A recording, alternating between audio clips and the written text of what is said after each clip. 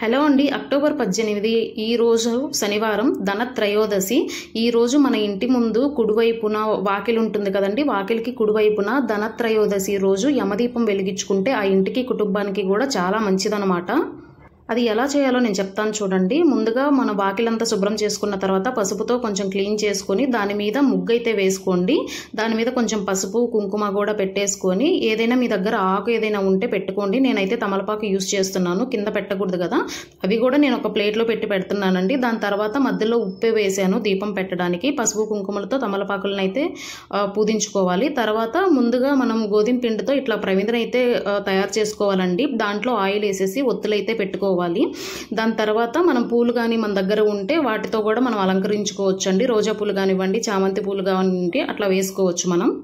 ఈ పూజ మనం యముడి కోసం అయితే చేస్తున్నామండి. సో మన ఇంటి వాళ్ళకి ఎవరికి కూడా ప్రమాదం లేకోకుండా జాగ్రత్తగా ఉండేటట్టు, ఆరోగ్యాలు బాగుండేటట్టు కోసం అయితే ఈ పూజ చేసుకుంటారు.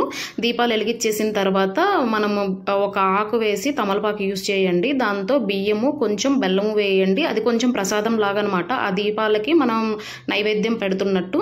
సో ఇది మీ ఫ్రెండ్స్ కానివ్వండి, ఎవరైనా కొత్తగా పెళ్ళైన వాళ్ళకైతే ఇదైతే షేర్ చేయండి, చాలా మంచిది.